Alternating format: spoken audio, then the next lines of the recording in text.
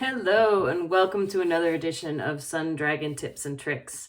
I'm Rebecca. I'm the owner of Sun Dragon Art and Fiber in Brevard, North Carolina. It's Sun Dragon at home. It's Monday. I'm at my house and filming for my tutorial channel.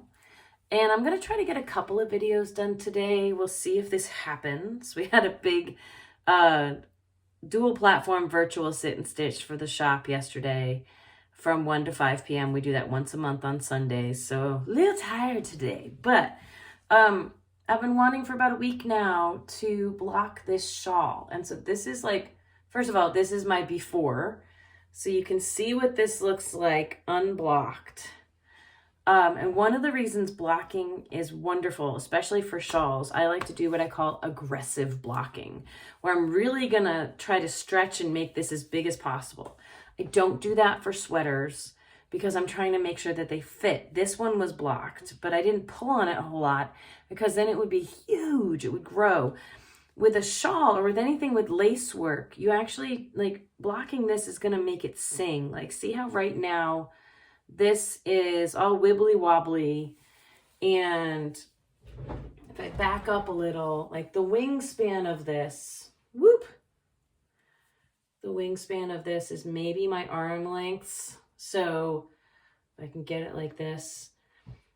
So, I mean, it's a wonderful shawl. I could wear it if I wanted to, but this, like, wrapped around my neck, but this bottom part, I'm gonna come back at the end and show you if I can. Honestly, the end product of this isn't going to happen until tomorrow. So this video won't get published today because we're going to need to let it dry. But this bottom part should look totally different when I'm done. And I wanted to show you my process of blocking. So this won't be a whiteboard video.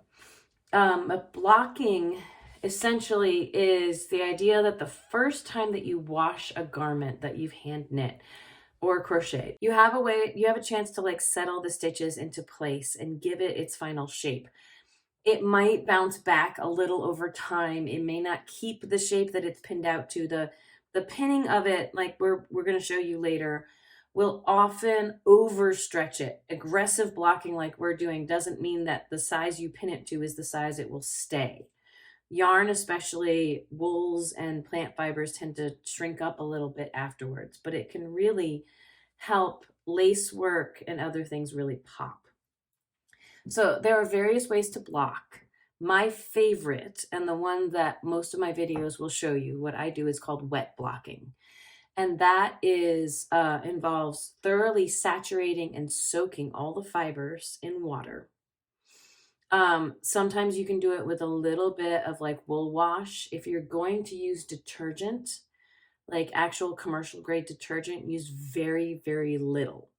And I can't say that Woolite or a hand wash like that is a whole lot better than store-bought detergent, because there's just a lot of stuff in it. And sometimes that can have an effect on dyes. If you have hand-dyed yarn, sometimes just all the chemicals in that. We use Eucalyptus pretty primarily in the shop as a wool wash. There's also one called Soak. There are a few that are made for hand knit things, and many of them you don't have to rinse out, which is kind of cool. So it can leave things smelling nice. It's not a lot of chemicals, but it can help clean things. Honestly, I am kind of lazy with my blocking, and I just use water, and that often is just fine. It's personal preference. You may come across people who will say, no, you must do this, you must do that. Here's what I do. So I'm about to lead you through it. I'm going to soak it in a basin to make sure that the fibers are thoroughly saturated. For me, that usually involves 10 to 20 minutes, maybe flipping it over, gently squishing it a couple times. Then it's getting as much water out as you can. And I'm also going to show you my version of that. I did this in a sweater blocking video. I'll do it again for this.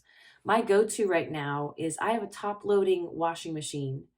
I don't wash this. I just put it in when it's thoroughly wet, and I put it on the spin cycle only. And that's like a centrifuge. It gets so much of the water out.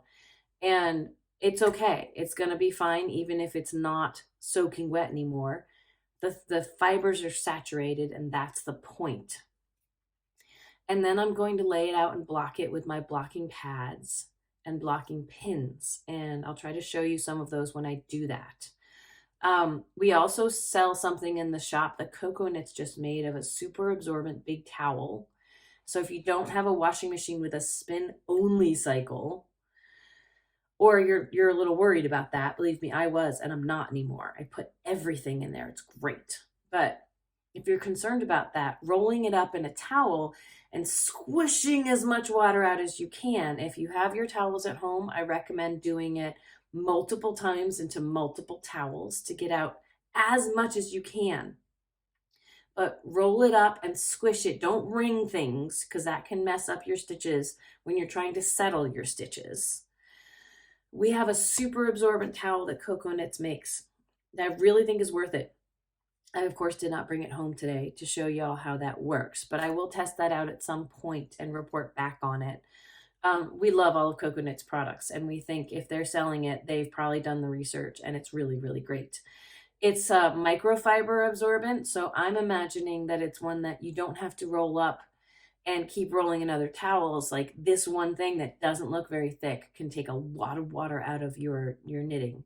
But that's really the essential thing is you want the fiber soaked, but the heavier and wetter it is when you lay it out, the tougher it is to get the shape you want, and the longer it's going to take to dry. In theory, it's 11:30 in the morning right now on Monday, using the process that I like to use. And for a shawl, for a sweater, I might turn it over, air it out, yada, yada. For a shawl, this is fingering weight, it's not very thick. I'm going to pin it to its dimensions and let it dry overnight. And it should be dry in the morning. And we'll see if I have time in the morning to do the last little bit of this video so I can show you what it looks like in the morning and compare. So let's get to it. So this is my little basin that works for 90% of the stuff that I want to block. If you have really big pieces like blankets and things aren't going to fit in here, right? But that, if you really had to, you could probably soak in your tub. Honestly, a lot of my blankets I haven't blocked. Sometimes they might have needed it. So I'm going to turn on the water, and I don't want it to be too hot. You want it lukewarm to cold is really the best. I'm going to fill it up here. We want enough that we can really submerge our knitted item, and sometimes that means putting water in here and then putting your piece in and also adding more water.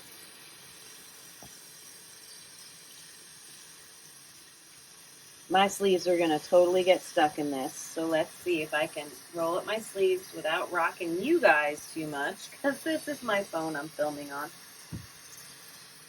This might be enough.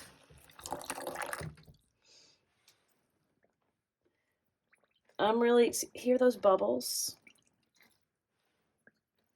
And I can let a little more warm water come into this too.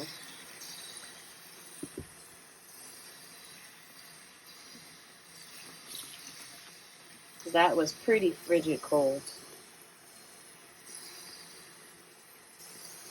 You don't really want to do it in hot water, I find. That can do fun things to even the best set dyes. So now that I've put this in, and I'm kind of gently squeezing, I'm going to leave it here for about 5 minutes at least, and then I'm going to come and flip it over. Like I'm doing it right now, but I might do it again because the things that are on the surface might not get as saturated. So you want to turn it over at least once in your process of saturating it. But leave it for at least 10 to 20 minutes so everything gets really, really wet. And these fibers get really soaked. Again, that squishing it gently to make sure that we get all the air bubbles out of it. We have super saturated fibers. I'll meet you back at my washing machine when we've done this. So this has been soaking the whole time I was filming my cables video. I think it's very, maybe a few bubbles, but really not a lot of bubbles. It's fully soaked. I'm here at my washing machine and I'm just going to dump it in. I'm gently, or else the water's going to spray everywhere, but I'm not even going to worry about dumping out the water in a sink or anything. I'm going to see if I can do this. I've moved him over so I can open up my washing machine, and I'm going to try to dump this very gently.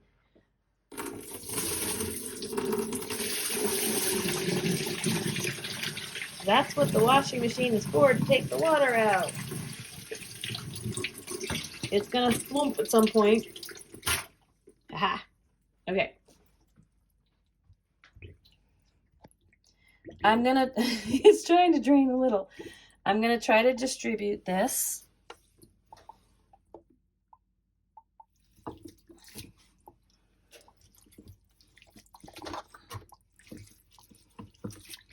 We don't want to unbalance the washer if we can help it. So I will put it out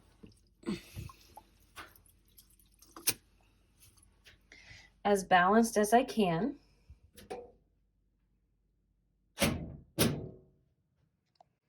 I'm going to set this to spin only, any one of these settings, not rinse and spin, just spin. I'm using superwash yarn for this one, so it's not as important, but I'm going to put it on spin only. And we'll come back when it's done.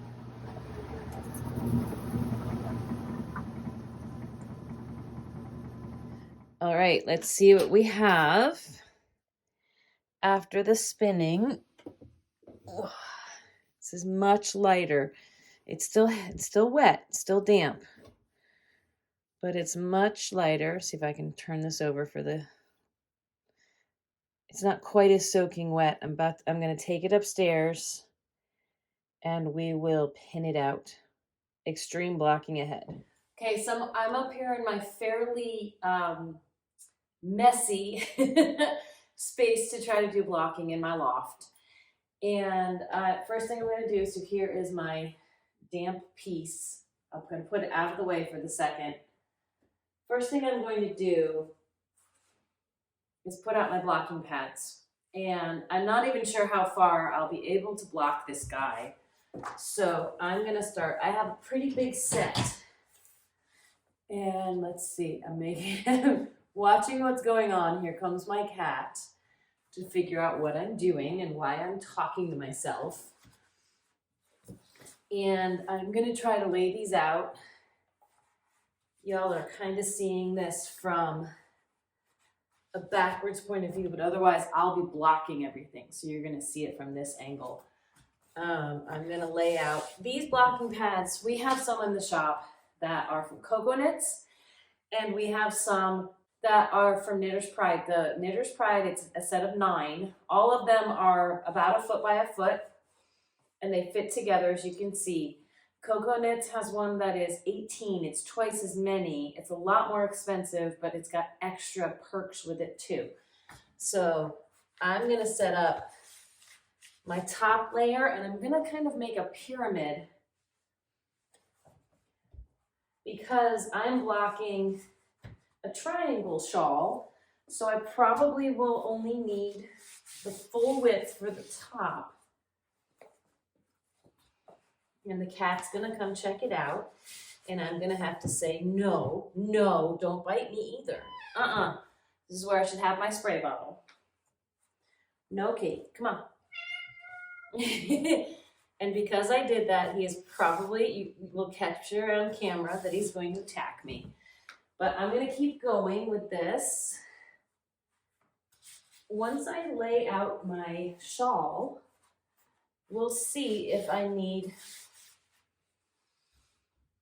to change the number that I have out. Right now I've made my V. And now I'm going to start laying out my shawl. So I'm going to make sure that I have the top edge I'd like to have lined up as much as I can with the top edge of these. I'm going to see if I can rearrange the camera and come back so that y'all can get a little bit closer up. At least you saw how I was laying this out. Let's see if I can get the whole thing in camera if I get a little closer. I've gotten in as close as I can on this so I can show y'all what I'm going to do. I've got a lot of these knit blocker sets and I absolutely love them. And we've got long ones and we've got short ones. And my cat, no, come on. He loves sitting on the wet fabric. So the first thing I'm going to do is, this is my middle one. You can barely see it down here. I'll shift if I need to, if I can actually pull out this far. But this is the middle of this V that I set up. So I'm going to block the top of this as straight and as wide as I can. So, and I like the idea of aggressive blocking here. I want to make this shawl as big as I can.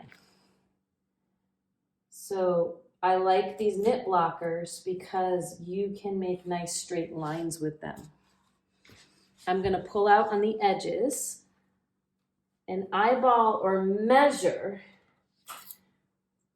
to make sure that this is really lining up with the edge of the pad here. If I was doing individual pins, I try to make sure they're no more than an inch apart.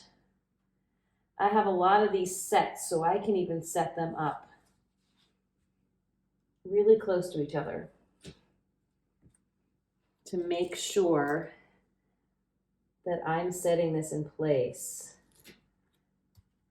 without any bows in it along this top edge.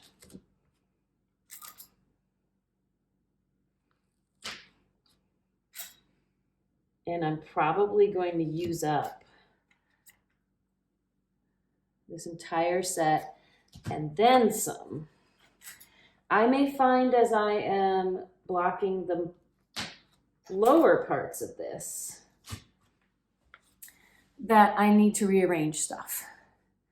The other thing though is that I am only a few inches, you can't see it on camera, I'm only a few inches away from the edge of the outside.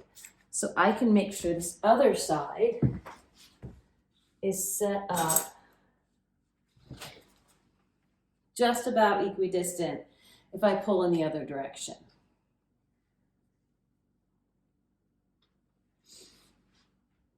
And actually, the other thing I've noticed is what I set up isn't really the middle.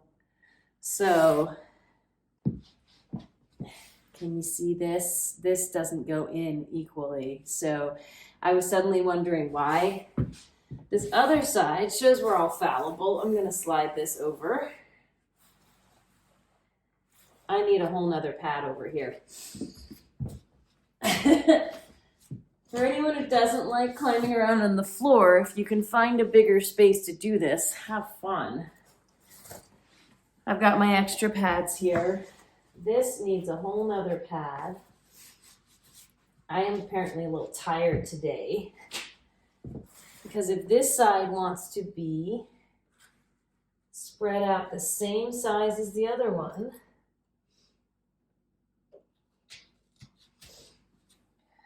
he needs to get pulled further. You can see this corner here, right? So I'm going to get some more pins because I don't want to pin just this edge, just this outside edge. Because this, when it dries, could take on a curved shape. So I have one more of these, and I'm going to toss in one more of these.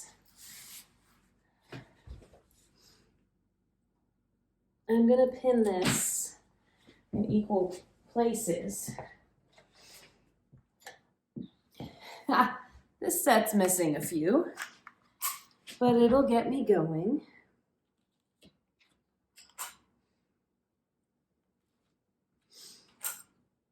I might put some space between these, but not a ton.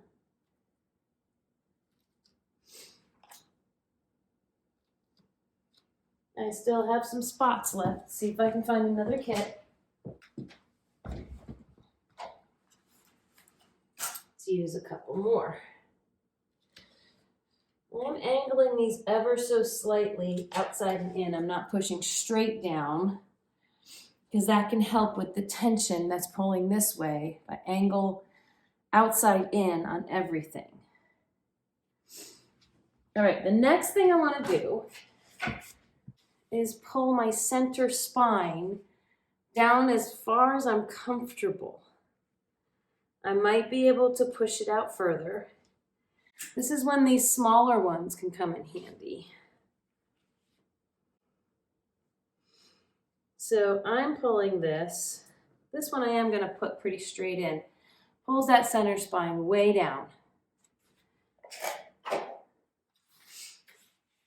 And I can start pulling out. Hers has some points on it. And the outside edge, by hers I mean the pattern writer K. Hopkins. I'm going to start by pulling on one side in the middle, and I can rearrange these as I want. So I'm going to start stretching this about maybe, it's not really the middle. And just because you can see the spine is bending, I may do the same thing on the other side. Just start pulling these out. And start seeing to try to keep the center spine balanced. And start playing around with what I want to do with this outside edge. You see how much that's opening up this lace work? Some patterns like the papillon, and I'm just catching this with the outside spokes of this, which would work the same with T-pins. Some patterns like the papillon have definite places they want you to pull on. This one, we've got these regularly made lacework sections in it. If I wanted to have this have a scooped look, I would pick every few lacework things and pull on them. And it could be that I can do that. Let's see. I think I like the idea of at least every other of these little lacework pieces. So I'll grab a little corner with my pin and I'll pull. Let me try every other one and see how that goes. Here's the center of the next one. This guy was almost in. Here's the center of the next every two. And I might go in and do every single one. 1, 2. See, if you want extra shaping and points on them, you can play around with this. The rest of my blocking, and this happens with lots of my shawls, is tinkering. It's tinkering to get the look I want and to get these, like these are more spaced out than these ones back here. So I might have to tinker a little bit. But honestly, I'm going to want to pull on the other side too before I micromanage this side too much. So this side I currently have every other one. Now I'm going to go over here and hit up every other one and see if I like the look of it. And I may have to tinker around with this middle part too. So let's see. See that? Just whoop. So every other of these little leafy guys. 1, 2. And I'm just catching the outside edge, the outside bind off. This is technically 1, 2, but I want to put it more equidistant. The next one is here. And then 1, 2. Not all of this may end up on camera. And then 1, 2. Again, that aggressive blocking, I'm really pulling. 1, 2. And I can eyeball that from overhead. I mean, it's okay. It's not perfect, but then again, it's not going to be starched like this. So that's all right. So let's see. What happens if I put it in every single one? So like this.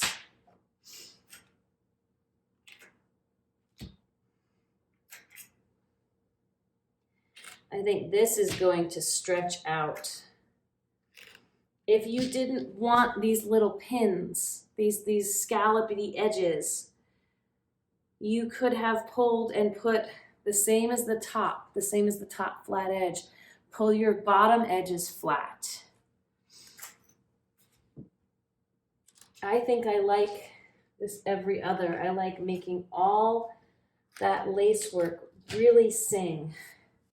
So I'm going to keep going with all of these smaller pins and the bigger ones. And then if I still need more, which I think I might. Well, here's the thing.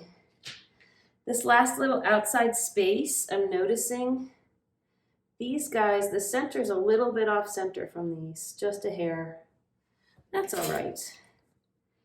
This is where some of the artistry comes in, because you can change up how it looks. You can pick and choose where you want to pull at to really bring this piece to life. And you can fiddle with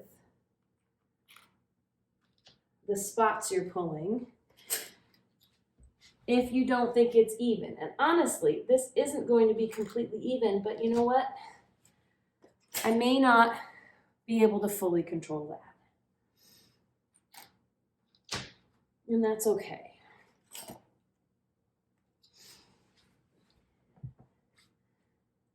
All of these pulls and pins that I'm doing with my big blocking, I could do this with single T-pins as well. And sometimes I do that when there's a lot of little picot edges and things. All right, I'm pretty happy with that. I'm gonna take,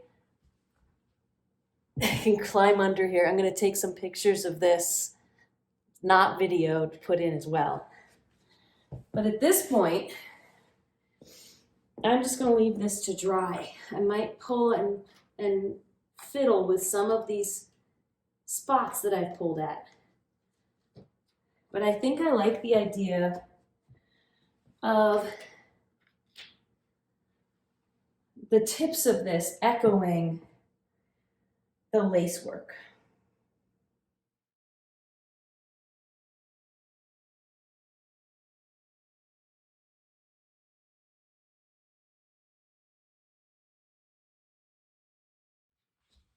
Hello, I'm back the next morning. This totally feels dry.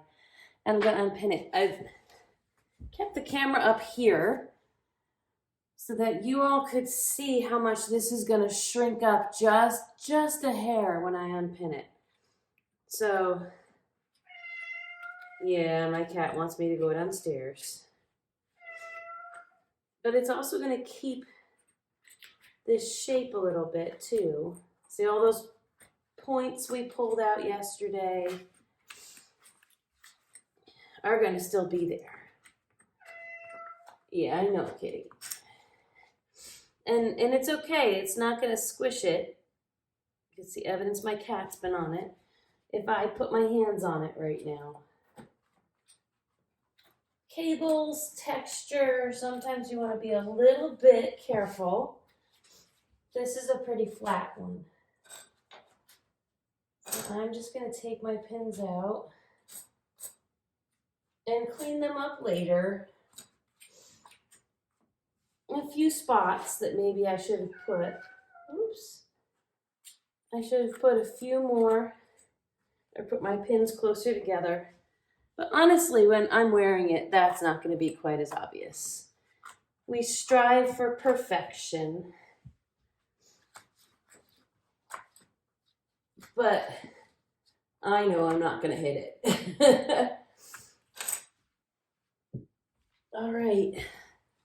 So that is it off without the pins. It's a little smaller than when I aggressively pulled it.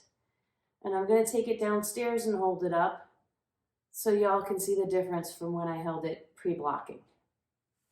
All right, here I am downstairs in the morning. It is still dark outside because it's just after 7, yay winter.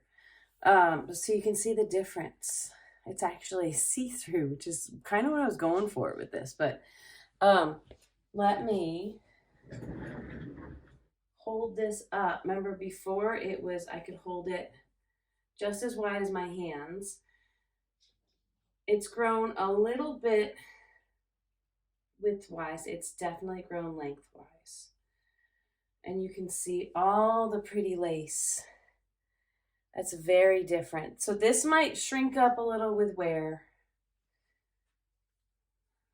There's all kinds of different ways to wear things. I honestly really like, I could have it around my back, or I could have it with all this lace work up front. But thank you for joining me on my adventure of blocking this shawl. If you haven't subscribed, please consider subscribing. There's memberships, there's Patreon, there's all kinds of fun things. And as I always like to say, may your crafting be filled with joy and confidence. We'll see you next time. Bye-bye.